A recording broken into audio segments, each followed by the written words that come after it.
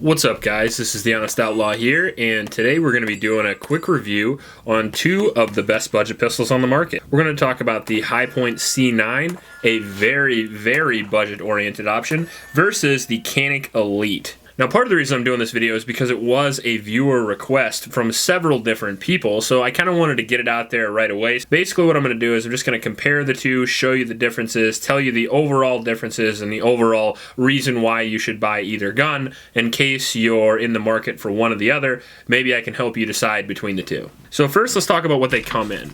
I know that doesn't matter to a lot of people, but I'll get it through really quick. The Hi-Point is running right around $100 to $140 depending on what model or type you get, and it comes in this cardboard box right here with no spare magazine. That's a different magazine. That's for the Tang Folio, actually, that I have. I don't know why it's in there. But it comes with no extra magazines whatsoever, just one 8-round magazine and this box. Whereas the Canik comes in this box, which can double for a carrying case, which is actually kind of nice. Now, it's not a great box, kind of similar to a Glock or something like that. Just something you could store it in or even take to the range if you wanted to. But for the price that you're going to buy the gun for, it is kind of nice to have that. It comes with a mag loader and some extra back straps and two 15-round magazines as opposed to the one 8-round magazine. So now that we got through with that, let's compare the pistols really quick, and let's talk about the Hi-Point first. What is the Hi-Point? Well, this is the Hi-Point C9. It is a compact, sort of compact, I should say, 9mm pistol. It is blowback operated, which accounts for the very heavy slide. It holds 8 rounds of 9mm, and it has a manual safety. The Canik is a 15-round striker-fired pistol with a 4-inch barrel. Both of them have 4-inch barrels, I might add. This is right around 2 pounds, and this is about 4 or 5 ounces lighter, I'm pretty sure.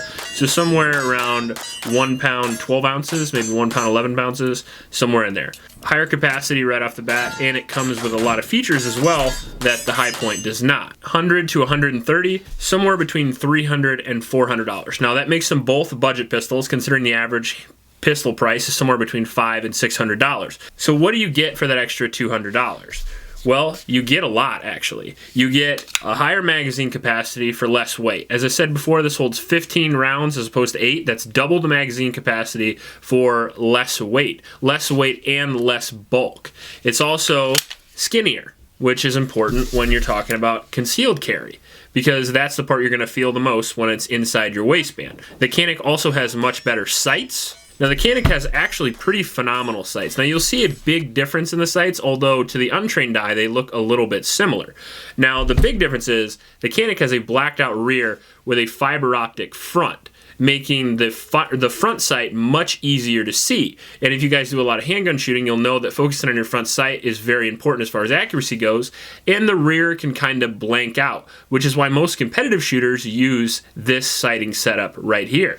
Now, the Canik has one of the worst sighting setups I've ever seen. It has a high-def rear sight with a very low-profile, almost camoed front sight, making accuracy very difficult. Another thing the Canik has over the Hi-Point is that it has a much better trigger, right? So the Canik actually has a pretty impressive trigger for the price of the gun. I would say the trigger is better than the Glock or M&P. Very similar to a PPQ or VP9, but for a lot less money. Now, not just the Elite has a good trigger, but the Canik TP9, the standard TP9, is going to be about $100 cheaper than this. That is the full-size version. It also has a pretty excellent trigger.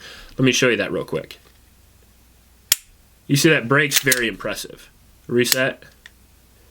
Very impressive trigger for the money. And again, interfacing with the trigger and using the sights is what accuracy is about. The barrel doesn't matter that much. Even a Hi-Point can outshoot most shooters if they can interface with the sights and trigger correctly.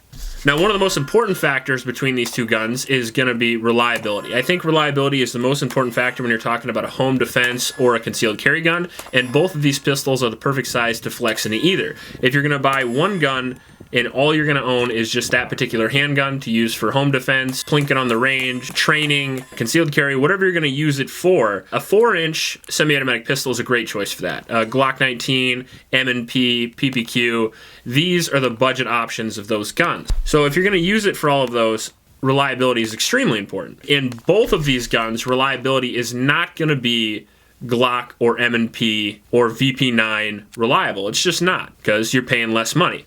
But the High Point, surprisingly enough, is very reliable for the money. I would say it's as reliable as the Canik. In my personal experience, this is the third Canik that I have tested and ran for review, so I have a lot of experience with them. I would say the Elites are the least reliable of the Caniks. If you would put the Canik TP9SF or something like that up against it, I would say that is more reliable than the High Point. But this High Point is probably 99% for all of its faults, and I'm going to talk about those in a second. This is a pretty reliable package, especially for the price. Now, some of the downsides of the High Point after the reliability is going to be that the shootability of it is difficult. I already mentioned that the accuracy is poor, but the ergonomics and shootability is pretty poor as well. As you know, it only has 8 rounds, which is not great. It only comes with 1 magazine, so even if you're training on the range, that can become very tedious, just loading 1 magazine, 8 rounds every single time you want to shoot. The operation of the gun in particular makes it kind of an inferior design compared to the striker fired, because the blowback operated system needs it to have a much bigger slide, a much bigger and heavier slide to compensate for that action. So it makes the recoil much more so than the Canik Elite, which is actually a lighter gun. So not only is it lighter, holds more rounds, it also recoils softer, making it easier for new shooters in particular to shoot, or experienced shooters to shoot faster. Overall, if you had the money and it's not a big deal, I would absolutely choose the Canik Elite. Now, I've had some reliability issues with the Canik in the past. I would say it's probably 99%. Most of those have happened in the winter, probably 20 degrees or lower, and almost all of those have happened with non-NATO ammunition. So if you're using hotter 124 grain ammunition, I don't think you're going to experience any failures in the Canik whatsoever.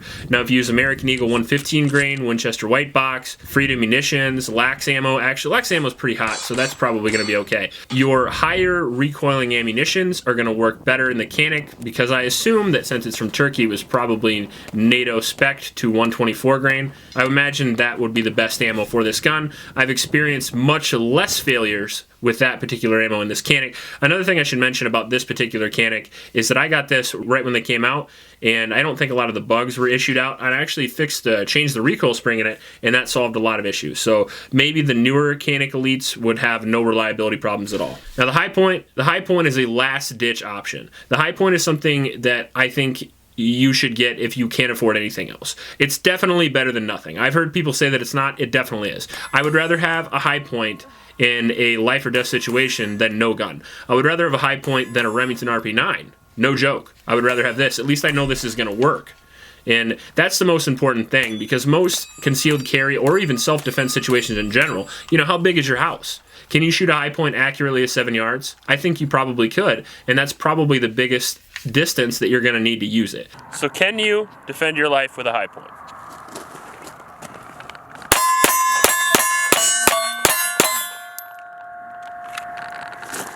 Guess you could. If you need a gun to just pull out and use and you can't afford anything else, the High Point I think will serve you very well. But if you want to really enjoy your shooting experience and really be able to count on a gun, I think the Canik is the best option. If I had to pick one of these two to defend my life, I would pick the Canik every single time. I usually leave a link to a local homeless shelter in the description below. I also leave a link to my Patreon account, and if you join my Patreon, you will get entered into the giveaway that I have every couple of months. I'm supposed to have it every month, but apparently I'm lazy. So the next month, I think I'm going to give away this guy right here. This is probably my favorite, like, shit hit the fan type knife. This is an SE6 from Randall's Adventure and Training Company. I really, really like this knife. My personal knife has aftermarket G10 grips on it. You've probably seen it on the channel before. But this is a brand new in the package knife that I will be giving away to one lucky Patreon person in the next giveaway. So if you want to get cool products like this, sign up for that. Please like and subscribe. Help out your local homeless shelters, and I'll check you later.